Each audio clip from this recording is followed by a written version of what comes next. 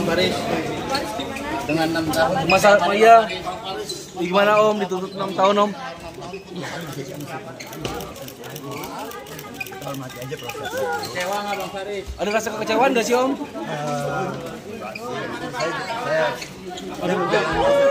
Saya menjalani aja dulu prosesnya. Udah sebentar aja biar sebentar aja sebentar. Bang Faris, sebentar aja Bang Faris. Gimana Bang Faris?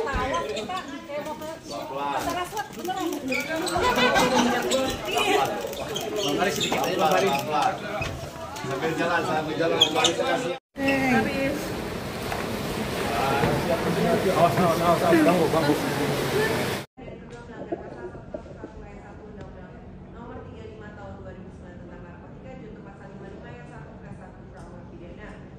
Menjatuhkan pidana terhadap terdakwa dengan pidana penjara selama 6 tahun dikurangi selama terdakwa berada dalam tahanan sementara dengan perintah agar terdakwa tetap ditahan. 3. Menjatuhkan pidana denda terhadap terdakwa sebesar Rp800 juta apabila tidak dibayar diganti dengan pidana 3 bulan penjara. 4. Menetapkan barang bukti berupa 3 buah plastik klip transparan berisi narkotika golongan 1 dalam bentuk bukan tanaman atau sabu berat 0,89 berat level 0,581 gram, 1 kertas warna coklat berlakban warna hitam berisikan ganja berat level sisa hasil elektrik 4,764 gram, 1 unit handphone merek Oppo A60 warna hitam, handphone merek Samsung A7 warna putih dirampas untuk dimusnahkan, 1 buah kartu ATM BCA paspor biru debit nomor 45 Tunggu Bang. Tangan di samping aja Bro, di samping aja. Fakta yang tidak sesuai apa tuh Bang dari jaksa penuntut umum? Ya, tanggapannya dulu Bang. Tanggapannya dulu Bang. Sidang Faris RM ini kan setelah 2 kali ditunda, ini kan masuk pada penuntutan ya. Bukan tunda, sekarang dituntut lah. Jadi ketika proses secara formal jaksa menuntut, pengacara membela, hakim memutus. Ini kan baru sesi jaksa menuntut. Nah, persoalannya adalah dakwaan ini kan dakwaan seorang Faris RM sebagai pengedar, ya, yaitu pasal 114, pasal 112 dan pasal 111. Itu pasal mengenai pengedar. Nah, si Faris RM ini kan sebagai pengguna, dia sebagai pengguna, tapi kemudian dituntut pasal 114-nya pengedar utamanya lepas. Tinggal pasal 112 dan 111 ya. Nah, Faris RM ini dituntut 6 tahun penjara. Tapi dia adalah pengguna. Tapi tampaknya dituntut sebagai pengedar juga. Begitu. Jadi kita kemudian akan melakukan pembelaan. Tapi yang paling penting kan fakta-fakta di persidangan sama-sama sudah kita ketahui bahwasanya seorang Faris RM adalah pengguna. Bahkan dia cenderung adalah korban dari narkotika. Nah, kalau kemudian harapan kita kemudian ternyata hakim pun memutus dia bersalah dan dihukum, itu tentunya kan orang yang sudah jatuh, kemudian korban sudah jatuh bukan diselamatkan, tapi malah jatuh ketimpa tangga, ketimpa apalagi, ketimpa cat, ketimpa ember, ketimpa apalagi, sama ketimpa mungkin kepala gagak. Nah itu banyak timpanya. Jadi ini akhirnya kan kita nggak dalam posisi melakukan penyelamatan terhadap korban yang dari narkotika ini. Dia kan pengguna. Jadi ini kita cukup sayangkan tuntutan seperti ini, di mana dituntut 6 tahun, kita sangat sayangkan karena tidak memperhatikan aspek-aspek seorang pengguna narkotika, di mana sebenarnya mereka adalah korban yang paling susah lah. Tapi kalau korban ini kemudian dihukum, tentu habis dia. Masa dia pulihnya tuh nggak ada lagi. Sudah dituntut 6 tahun. Kalau dia putus hukuman juga 6 tahun, dia habis posisi dia. Gitu. Jadi kita tidak menyelamatkan seorang pengguna, malah kita menghancurkan. Ini yang kita sayangkan. Seorang pengguna narkoba berat yang sudah kecanduan kemudian harus dihukum yang berat juga. Artinya kan kita tidak menyelamatkan jiwanya, tidak menyelamatkan fisiknya, tapi kita membiarkan dia belangsak. Tahu belangsak? Nah, belangsak itu di bawahnya belebuk, gitu ya. Hancurnya.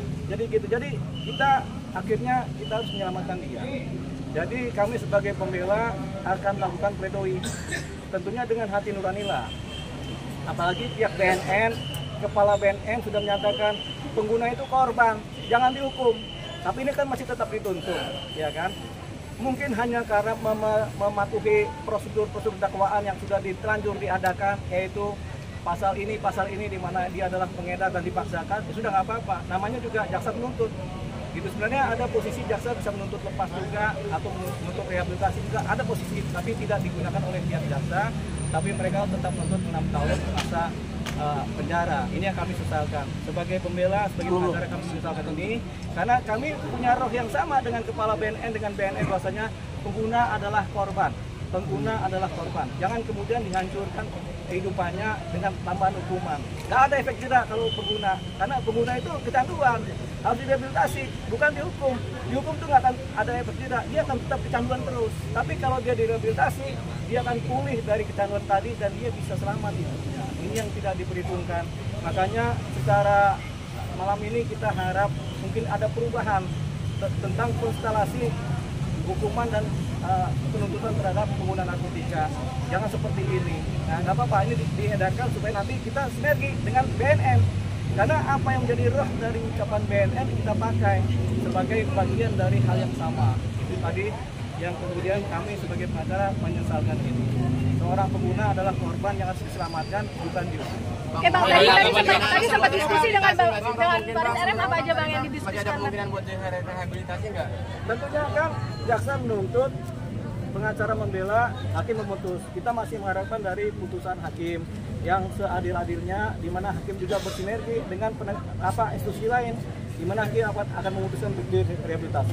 Mungkin kan dia sudah menjalani masa tahanan, tapi ada mekanisme di mana menyelamatkan seorang pengguna yang sudah menjadi korban narkotika. Jangan kemudian menghancurkan. Ini kan nggak selamanya hukuman itu menyelamatkan. Hukuman itu seringkali menghancurkan, bukan menjadi orang menjadi baik, tapi malah menghancurkan orang. Begitu makanya kita kemudian mencoba menyadarkan ini masa depan teman-teman jaksa supaya lebih mengertilah. Jangan mengikuti prosedur konvensional yang mungkin sekarang udah berubah pola-polanya. Kan kita mengikuti juga pola-pola zaman di mana pandangan berubah. Yang tadinya pengguna adalah bisa dihukum kemudian dipenjara, sekarang pengguna kan harus diselamatkan. Tapi ini jaksa masih menghukum, menuntut hukuman kan. Ini yang rasanya ini harus kita benahi di pihak kejaksaan dalam proses mereka menuntut. Bang, responnya Faris RM tadi apa Bang, sempat diskusi tadi? Kalau Faris RM sih kita adakan pledoi. Jadi pledoi pertama dari pihak Faris RM sendiri sebagai pribadi, baik kemudian pledoi dari pihak pengacara. Tapi ke depan sudah kita bisa jalankan. Tapi tadi maksudnya sempat menyayangkan atau gimana atau sempat kecewa gitu? Sempat ada rasa kecewa nggak sih Bang? Kita sudah menyayangkan, apalagi seorang Faris RM juga dia menyayangkan. Tapi kan dia dari awal sudah pasrah, bongkokan ya nak. Dari awal dia sudah mematuhi proses hukum dan pasrah terhadap prosesnya. Tapi kan kita tidak melihat dari sisi dia. Kita melihat dari sisi kita yang gunanya adalah untuk menyelamatkan seorang pengguna supaya selamat, bukan kemudian belangsak begitu. Itu tadi. Nah, kemudian dari posisi pledoi nanti, kami juga dari pihak pengacara akan melakukan upaya hukum lain, yaitu karena ada koruptor yang diabolisi dan diamnesti, ya kan? Kita juga minta abolisi dong. Ini kan kita korban nih pengguna nih. Masa koruptor aja nggak abolisi sama amnesti? Kita juga minta supaya seorang presiden diabolisikan gitu. Abolisi ini dihapuskan hukumannya atau amnesti atau apalah gitu. Dimana kita akan mengajukan surat kepada Presiden Prabowo 08. Kita minta supaya ini yang justru yang harus diabolisi yang begini, bukan koruptor begitu. Jadi kita sudah bikin surat. Mudah-mudahan besok kita sampaikan ke Sekretaris Presiden supaya nanti mudah-mudahan ditindaklanjuti. Jangan koruptor diselamatkan, tapi orang pengguna yang harusnya diselamatkan malah dibelangsakan begitu.